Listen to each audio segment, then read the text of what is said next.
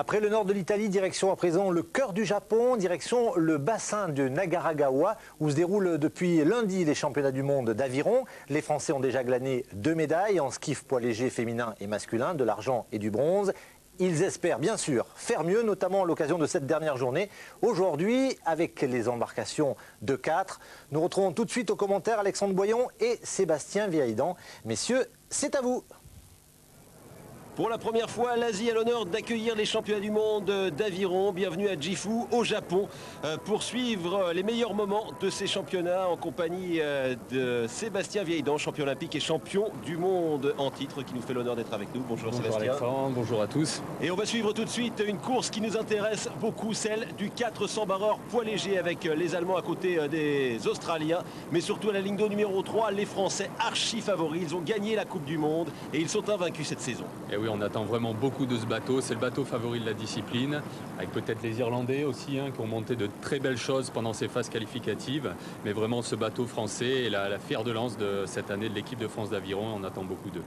On n'oubliera pas non plus les Italiens qui avaient pris la 3e place des championnats du monde 2003, c'était à Milan. Et puis à la ligne d'eau numéro 6, l'équipage polonais. Alors la question, vous l'avez dit, Sébastien, d'un côté les Français qui vont partir vite, c'est ce que leur a demandé leur entraîneur Jérôme Deschamps, et à côté des Irlandais qui vont tenter de revenir sur les 2000 mètres de parcours. C'est comme ça qu'ils ont gagné la Coupe du Monde cette année, marque de fabrique, un très gros départ, contrôler la course dès le départ, mais il va falloir s'attendre à un gros retour des Italiens et des Irlandais. Le départ, environ 6 minutes, peut-être moins pour Fabien Tillet, le chef de nage, Jean-Christophe Bette, Jérémy Pouge et Franck Solforosi. Les Français 4e en partant du bas, en bleu, au milieu de votre écran. Le départ. Voilà, toutes les embarcations sont bien parties, mais on voit que les Français, dès les premiers coups de pelle, essayent d'imposer leur rythme. Les Italiens, de gros départs aussi, et les Irlandais, bateau très très propre. Les Français qui ont mis la pointe devant, on peut s'en rendre compte, et une cadence énorme côté français, sans doute au-dessus des 45 coups d'aviron à la minute. Ah oui, là c'est parti là très très fort, on peut 47-48 coups d'aviron à la minute, un bateau très très propre aussi, très bien ramé techniquement, et surtout une longueur très impressionnante dès les premiers coups de pelle. La demi-longueur de bateau d'avance pour les Français, alors que l'on a quitté les bouées blanches des 100 premiers mètres, ce qui veut dire que s'il y a un problème technique maintenant, eh bien, la course continuera de se dérouler. On arrive aux 250, les Français qui continuent de prendre de l'avance, et c'est exactement ce qu'il fallait faire. Bassin très rapide, ça va très très vite sur ce bassin de Gifu, et on voit que les Français appliquent à la lettre les consignes de l'entraîneur Jérôme Deschamps. C'est ce qu'ils ont fait tout au long de l'année. On les a qualifiés de nouveaux Danois, un bateau qui partait très très fort, et là ils essayent d'imposer leur rythme dès le départ, ils contrôlent la course. Les Polonais en 2e position, mais ce qui est intéressant, c'est que les Irlandais vainqueurs des championnats du monde moins de 23 ans il y a 4 ans, eh bien, sont déjà à, on va dire, 1 mètre de jour, c'est-à-dire à plus d'une longueur, alors que l'on n'a pas encore atteint les 500 mètres de course. Voilà, les 500 mètres justement dans un temps ultra rapide, une 23,73, la Pologne 2e et 3e, les Irlandais déjà à 2,36. Oui, les Irlandais, il y a une petite guerre psychologique qui s'est installée dès le début des championnats du monde avec les Irlandais, premier en demi-finale avec les Français, premier dans leur autre. Donc c'est vrai qu'il y a vraiment la guerre là qui s'est installée entre ces deux bateaux. Fabien Tillet, le chef de nage, regardez le bateau français armé à l'italienne avec 2 rameurs de la même bordée, l'un derrière l'autre, en l'occurrence Jean-Christophe Bette et Jérémy Pouge, parce qu'il y a 2 grands garçons au milieu du bateau pour régler les appuis aussi. Ouais, Jean-Christophe, un champion olympique en 2000 avec ce fameux bateau, Xavier Dorfman, Yves Ogdet et puis Laurent Porchier. Petit passage à vide pendant 4 ans. Il a fallu le bateau ne s'est pas qualifié pour les Jeux Olympiques de 2004, mais là ils sont vraiment en train de se remettre à niveau et ils dominent cette course de la tête et des épaules. Les Polonais, ligne d'eau numéro 1, plus court que les Français, qui rament un peu comme les Canadiens il y a quelques années, pas très penchés sur l'avant, en revanche très loin derrière. Oui, un petit peu moins bien techniquement, mais on voit vraiment le très beau geste du bateau français, une longueur vraiment exemplaire. Ils se détachent à chaque coup de pelle, ils imposent leur rythme. Et c'est vrai que là, ça va vraiment payer sur la fin du parcours. Les Australiens tout en haut qui ont lâché. Ce sont les Allemands qui tentent de s'accrocher maintenant bord à bord avec les Irlandais. On va arriver à la mi-parcours, 1000 mètres encore à parcourir. Et une course qui se déroule idéalement pour les Français. Une longueur d'avance sur, non pas les Australiens, on peut vous le dire, ce sont les Allemands. Et les Irlandais, les Australiens, eux, sont détachés en 6e position. Les Français qui ont toujours cette longueur d'avance qu'ils avaient pris dès les 400 premiers mètres. Oui, voilà, maintenant nous rentrons dans le 3e 500 mètres. C'est un peu la résistance dans la course d'aviron. On est très très fort avec le programme qu'on effectue en France sur ce 3e 500 mètres. On voit que les rameurs essayent de déplacer leur coque à chaque coup de pelle, d'être vraiment très efficaces, tous en s'économisant aussi puisqu'il reste encore 700 mètres de course. Toujours la grosse cadence alors que l'on découvre le bateau australien dans les vagues, le bateau australien vice-champion olympique, mais totalement renouvelé par rapport à celui qui était présenté à Athènes. Et ça y est, les Irlandais qui commencent à faire leur travail maintenant. Les Irlandais qui courent un peu en négatif split avec une deuxième partie peut-être plus rapide que la première. Eh bien c'est eux qui tentent de revenir maintenant. C'est le moment, c'est l'instant, sous l'impulsion de Paul Griffin, le chef de nage. Et oui, aux 750 mètres de la course, les Irlandais passent à l'attaque. On voit qu'ils essayent de faire quelque chose. Ils ont augmenté un petit peu la cadence, ils poussent un petit peu plus fort à chaque coup de pelle et le bateau revient légèrement sur l'embarcation française. Les Irlandais alors que l'on découvre les Français, Solforosi, Pouge, Bette et puis le chef de nage Fabien Tillet, le chef de nage du CA Annecy.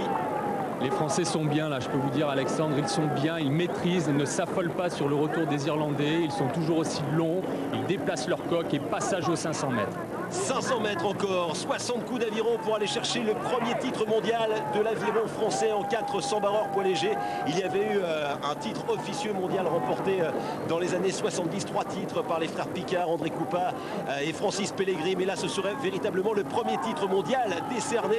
Allez, il faut tenir encore 350 mètres, ça brûle, ça fait mal, c'est maintenant qu'il faut tenir. Et oui, ça fait mal, mais je peux vous dire qu'ils font une course exemplaire, ils ne vont rien lâcher et c'est dans les 200 derniers mètres là qu'ils vont venir concrétiser cette magnifique année en gagnant la Coupe du Monde et en peut-être gagnant ce titre mondial tant recherché depuis 4 ans. Il faut tenir les bouées rouges, bientôt 250 mètres, 30 coups d'aviron et cette pointe irlandaise, cette pointe numéro 4 qui commence à revenir à hauteur du chef de nage. Allez, il reste 250 mètres maintenant et tout est à fond, surtout rester dans le bateau, ne pas se déconcentrer, ça commence à devenir vraiment très dur. 30 coups de pelle à tenir pour les Français, mais derrière c'est la grosse bagarre pour la médaille. Les Italiens, les Australiens et les Irlandais se bagarrent pour la 2e et 3e place et ça doit pousser.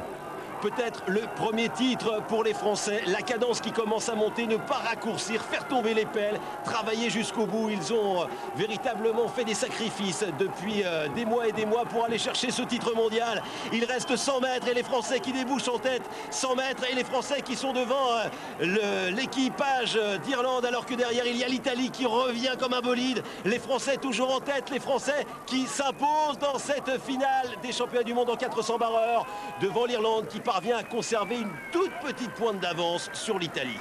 Oui, magnifique course des Français quand on pense qu'ils n'étaient même pas qualifiés l'an dernier pour les Jeux Olympiques. Il a dû vraiment se passer quelque chose dans ce bateau et je pense que c'est vraiment de bon augure pour 2008. Il y a eu quelques ajustements et la raison de se lever, Jean-Christophe Bette. Qu'est-ce qui a changé précisément par rapport à 2003 ? Eh bien, on l'écoute. Il y a déjà pas mal de maturité de la part de tous les rameurs et puis en plus et puis aussi l'entraînement, la persévérance qui paye aussi et il y a aussi le changement de l'entraîneur qui donne un petit peu de sang neuf aussi dans cette embarcation et c'est un tout en fait et là on est vraiment reparti d'attaque pour 2008. Ouais. Mesdames et messieurs, le titre mondial, le premier pour les Français avec, vous le voyez, eh bien Fabien Tillet, le chef de nage, encore épuisé. Et la Marseillaise que l'on va savourer, que l'on va déguster pour ces 4 garçons en or.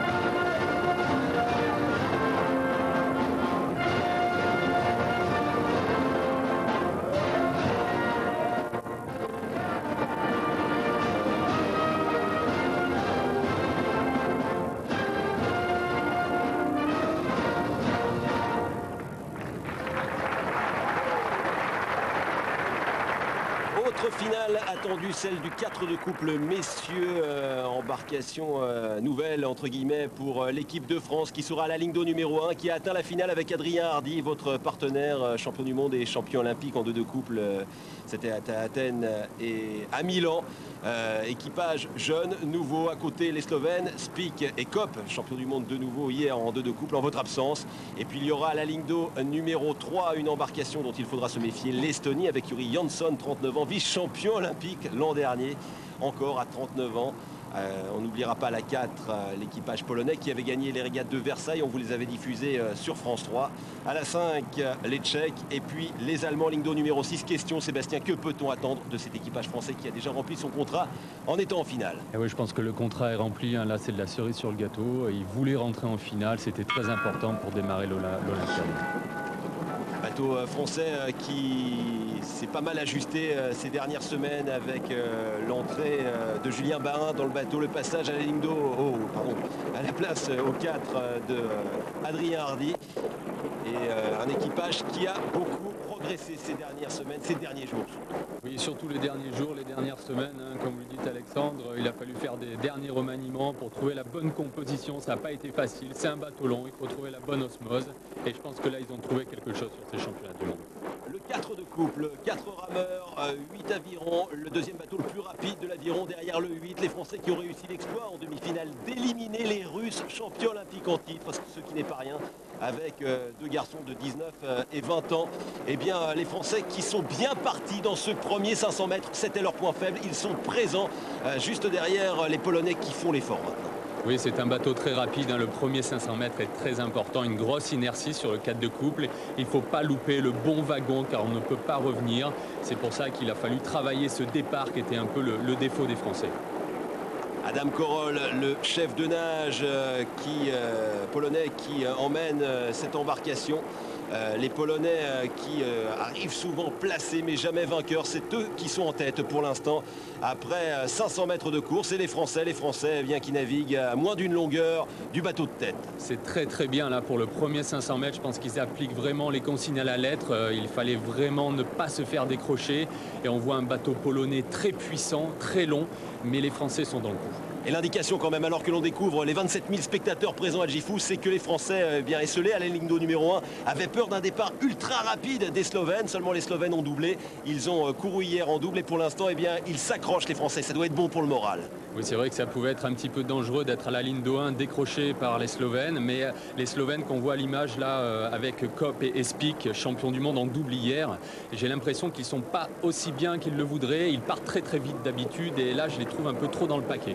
Les Français qui décrochent un petit peu maintenant, eux qui sont entraînés par Jean-Raymond Pelletier, qui faisait partie du dernier 4 de couple français médaillé, c'était de mémoire en 80 en Allemagne. Eh bien, les Français qui travaillent sur un nouveau cycle pour aller chercher une médaille à Pékin, alors que l'on a vu les Estoniens très très aériens, très faciles. Attention aux Estoniens sur la deuxième partie du parcours. Ils courent aussi en négatif split avec Jansson qui est très très fort sur cette dernière partie de parcours. Les Polonais toujours en tête, bateau très puissant. Et la Pologne qui pour l'instant a une pointe d'avance sur la Slovénie. Les Français qui sont un tout petit peu détachés maintenant. Les Estoniens, ce ne sont pas eux qui sont derniers, ce sont les Français qui étaient en haut à la ligne d'eau numéro 6. Et les Polonais, toujours facile, ça prend le temps de propulser, ça prend le temps de ramer. C'est vrai que ce bateau polonais est vraiment très très beau, il m'impressionne là dans cette troisième partie du parcours. Alors que les Slovènes, on essaye de faire quelque chose, mais les Polonais sont vraiment bien installés en tête de la course là maintenant. Et quel synchronisme, on a l'impression qu'il n'y a pas d'effort alors que les pulsations sont à 200 quasiment à cet instant. Oui, là c'est le troisième 500, c'est la partie de résistance dans la course d'aviron, ça fait très mal, il faut tenir, il y a encore pratiquement 700 mètres à faire. Et là on voit que Spik a mal au 2 là, il est en difficulté, ils essayent de tenter, mais les Polonais sont vraiment très très forts là sur ce parcours. Kopp et Spik qui ont dû s'arracher hier pour conserver 35 centièmes d'avance sur les Italiens pour remporter le titre mondial. Et derrière les Estoniens qui commencent à revenir avec ce corps très droit bateau très puissant, l'Estonie. Il faudra s'en méfier dans cette deuxième partie de parcours. Regardez avec l'équipage slovène et Mizrit aussi aux 3 qui semble souffrir pas mal dans cette fin de course. Les Slovènes s'accrochent, ils sont venus ici pour gagner 2 titres de champion du monde. Ils l'ont fait hier en 2 de couple avec Kopp et Spik, mais je peux vous dire que là, sur cette course, ils sont en train de le payer. Et les Polonais qui repartent un peu maintenant, la Pologne en tête, la Slovénie deuxième et les Français qui sont pour l'instant à hauteur de la République tchèque. C'est un très beau parcours pour le bateau français. Je peux vous dire qu'ils auraient signé tout de suite en début d'année si on leur avait dit qu'ils se retrouvaient là en finale des championnats du monde. Et les Estoniens font leur effort maintenant.